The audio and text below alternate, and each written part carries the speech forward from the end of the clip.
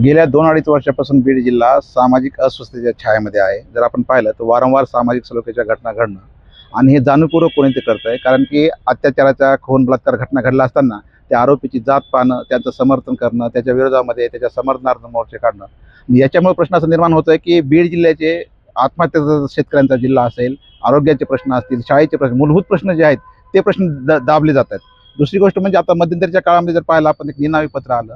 आमचं असं म्हणणं जे निनावी पत्र जे आहे ज्याच्यामुळे संपूर्ण बीड जिल्ह्याचं नाव बदनाम होत आहे, तर एकतर ते प्रकरणामध्ये सखोल चौकशी करून सायबर अंतर्गत शोधून काढावं आणि त्यांच्यावर कारवाई करावी. अन्यथा त्यात जर काही तथ्य नसेल तर मग जे या प्रकरणात बदनाम करतायत त्यांच्यावर कारवाई करायची आहे.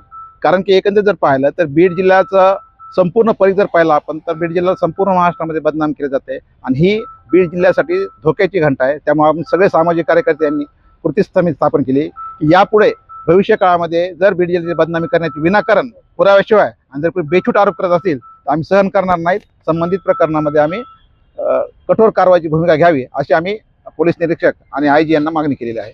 निनावी पत्राचा कुठं पायंडा घातला जातो का? निनावी पत्र म्हणजे काय? अधिकृत असतं? प्रश्न असा आहे की सर निनावी पत्राचा विषय जो आहे हा विषय कुठल्याही प्रकारे न्याय मिळवून देण्यासाठी नाहीये. हे राजकीय लोकांनी काढलेलं प्रकरण आहे. कुठल्या तरी राजकीय लोकांनी त्याचं बदनाम करायचं किंवा त्याचा राजकीय लाभ घ्यायचा. आणि जेव्हा पोलीस अधीक्षक नवनीत कावत म्हणतात की निनावी पत्र जर असेल त्याची दखलच घेतली जात नाहीये, कायदेशीर दृष्ट्या त्याला काही किंमत नाहीये, मग तसं असेल तर मग बदनाम करण्यात त्यांच्यावर का नाही कठोर कारवाई करण्यात येत? किंवा मग पत्र जर खरं असेल संबंधित प्रकरणामध्ये सखोल चौकशी करून दोषीवर कारवाई करण्यात यावी अशी आमची भूमिका आहे. बीड जिल्ह्याचं प्रामुख्याने महाराष्ट्रामध्ये नाव बदनाम करण्याचं काम गेल्या अनेक वर्षापासून होत आहे.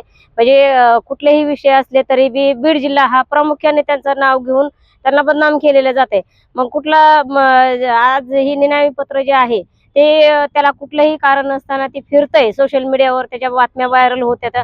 पण ते कोण पत्र पाठवतंय, कोणी केलेले याचा काही ठाव ठिकाणा नाही. म्हणून आज आम्ही प्रत्येक विषयावर सामाजिक कार्यकर्ते या नात्याने आम्ही विषय उचलून धरतो. त्या नात्याने आज आम्ही कृती समिती स्थापन केलेली आहे आणि हे निवेदन आज आम्ही पोलीस अधीक्षक श्री नवनीत कावत साहेब आणि IG साहेबांना दिलेलं आहे. आणि याच्यावर आमची अशी मागणी आहे की मुलांचा विषय आहे, आमच्या मुलीबाळींचा विषय आहे.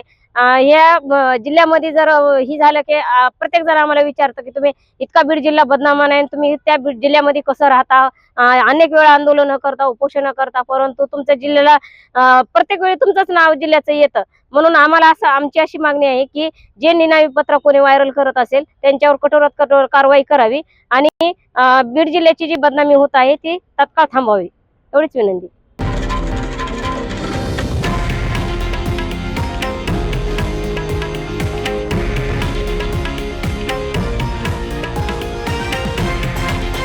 हे आहे देशातील नंबर 1 न्यूज नेटवर्क आणि आपण पाहत आहात TV9 मराठी, एकमेव.